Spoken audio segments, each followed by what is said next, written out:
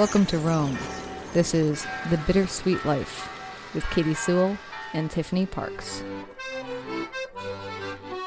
Hello, this is The Bittersweet Life. I'm Katy. I'm Tiffany Parks. We are here in Rome. We are at Tiffany's apartment. Again. It's a fine spot to sit. Beautiful sunny afternoon. And today we're going to do sort of a mishmash. A kaleidoscope of different things that are either observations or, information. We're going to find out. Yeah, I mean, because Katy, you always ask me, the first thing you ask me when I come back to the States every couple of years or every year is what you know, what is shocking you, what is surprising you, what did you forget about, what are you not used to, what has changed? And the one thing that I've really noticed that's changed in Rome in all of my walking around is I have not seen or heard a single accordion. Not one. I haven't even seen a person holding an accordion. Yeah, and I didn't realize that either. And now that you say that, I don't remember the last time I heard of an accordion either. So we're going to have to come up with a different theme, like a different theme song. Because when I was living here and we picked this accordion theme, the one that you've heard 1,000 times if you listen to this show, it was because it was like quintessential Rome accordion. And so now, from what I can tell, I'll have to play a demonstration. From what I can tell, the new sound of Rome is a 3-part jazz combo. Well, I don't think that's a bad thing. Should I play an example? Yes. Let me insert an example. Now, this is just one of many jazz combos that I have seen and heard in Rome since getting here.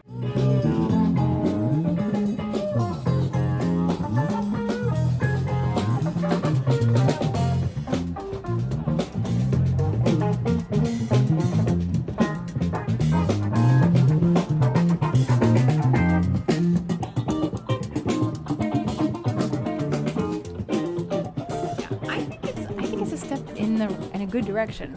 I like it. Really? You don't feel nostalgic? Well, I guess you would have heard like the same songs over and over and over. Yeah, and I mean, it's not really Italian traditional music. It's kind of this cheesy, like I don't know really where it comes from. It's not.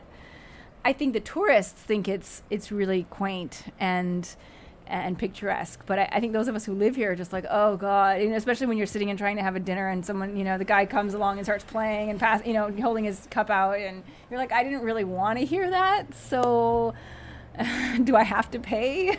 So you're a big fan of this new jazz combo? Well, I like it. I like the music more. It's just more my taste, and it's usually like people who I feel are I'm not trying to diss accordion players, because I think that it's a worthy instrument, and I love Astor Piazzolla, okay? I love the Argentinian stuff. But, the street ones, I just think it's kind of like what they do, and it's part of the shtick. But when you see someone who's actually playing jazz drums or something, I mean, like there's a certain amount of training and talent that I just think it's at a higher level personally. And personal taste, I just like the music better. Yeah. Another thing I've noticed, not as much in Rome, although no, I stand corrected actually. Same in Rome, is a lot of people doing their own take on some really famous pop songs as well. Like they're maybe not like singing along, but if they have a violin, say, or even if they're playing a guitar, they might be playing like a very familiar pop music song, but they're playing it like acoustic. Or I can actually play an example of that, although I recorded this in Berlin. This is a man that's playing the recorder. Now, wow. I've also never heard somebody play the recorder this beautifully, which was part of the reason why I recorded him. I don't think I've ever heard someone play the recorder who wasn't an elementary school student. Exactly. And I will not tell you, but see if you can identify what song it is that he's playing.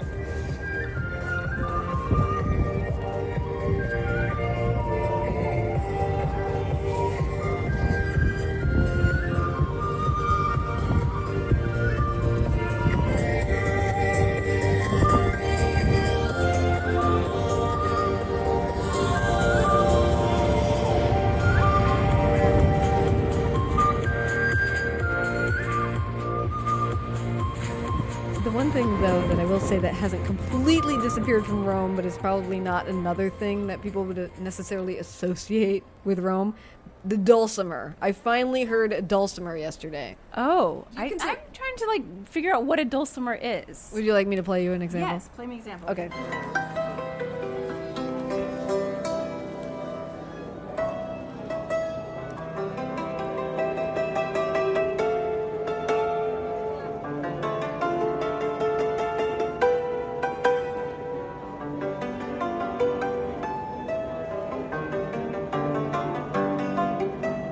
That's a dulcimer. Kind of sounds like a piano. Now, I don't really necessarily associate the dulcimer specifically with Rome, but when I lived here, there was always this almost jazz combo, except they weren't a jazz combo.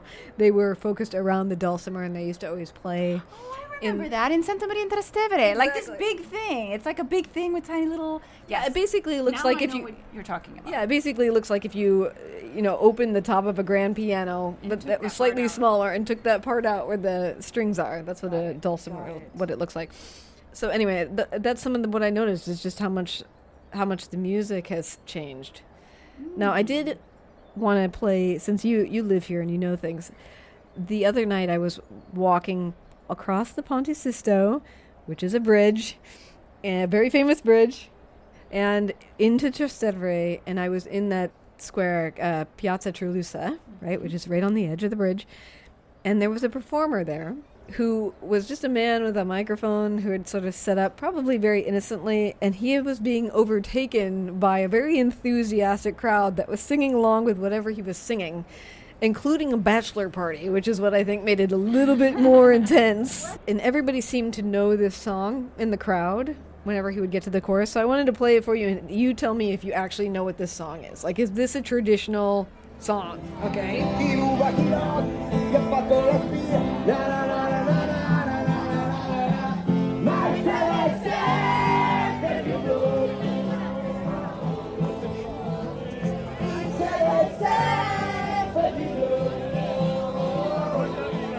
This is super famous. Oh yeah. Na, na, na, na, na, na, na, na, na. Yeah.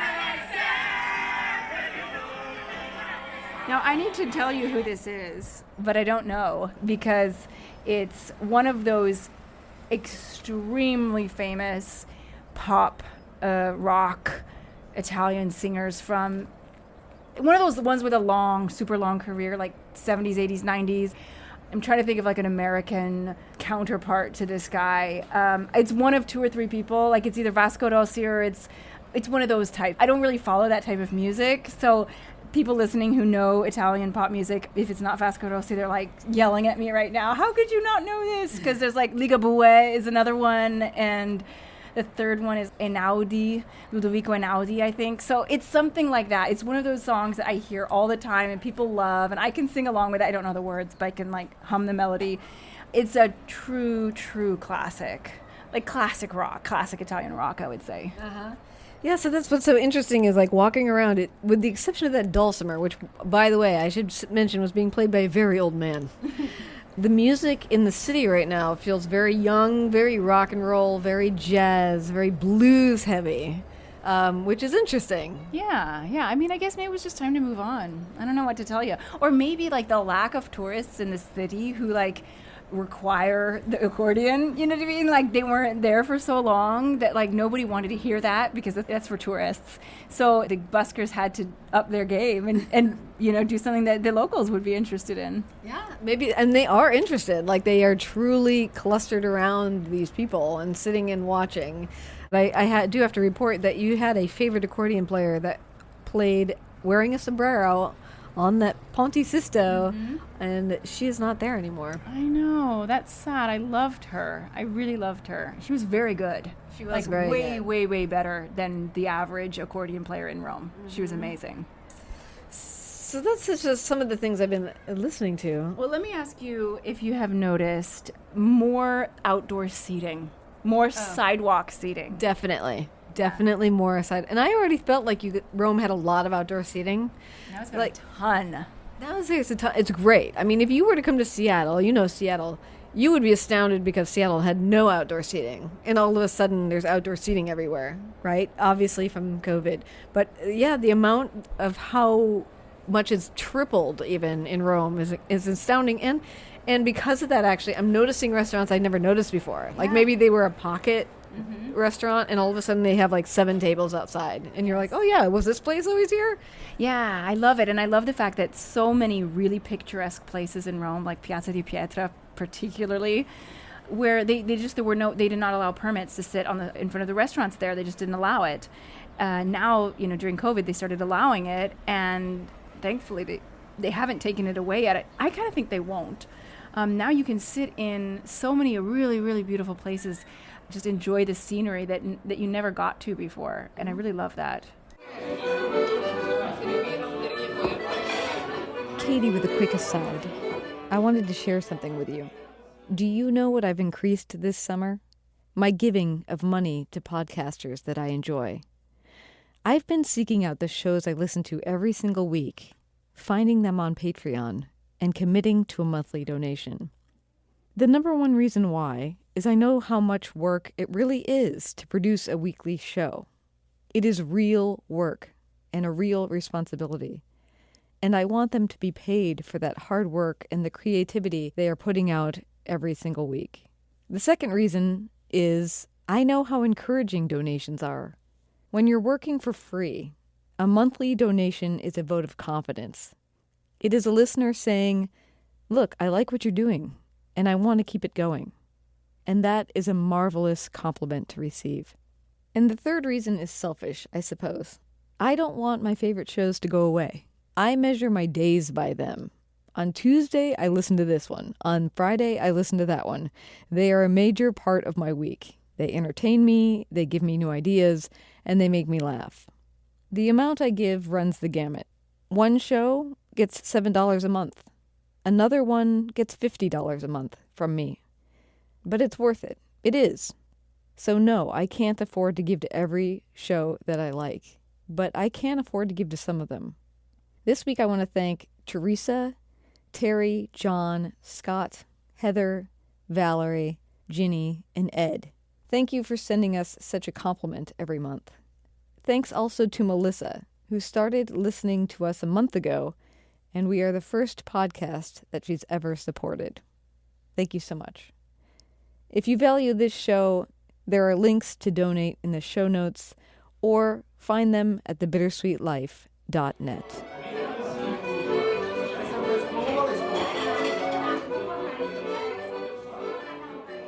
So those are some things that have changed. Yes. Anything that's the same but you had forgotten about it or surprised you in some way? Well, I don't know if this is the same or not. In fact, I wanted to play. I've been trying to catch a recording of it, and I have a slight example that I can play you. But the seagulls, which are, a very visible part of Rome, and they're very good at ripping apart garbage bags. Amazingly good at it. They sound like meowing cats sometimes. Have you ever noticed that? I'm trying to think.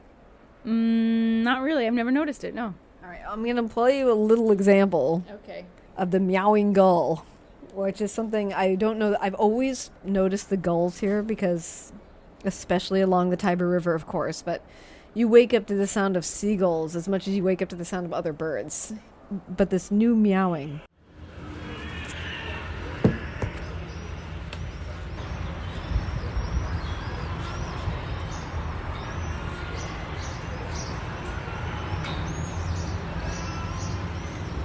You hear that? Oh, yeah, you're right.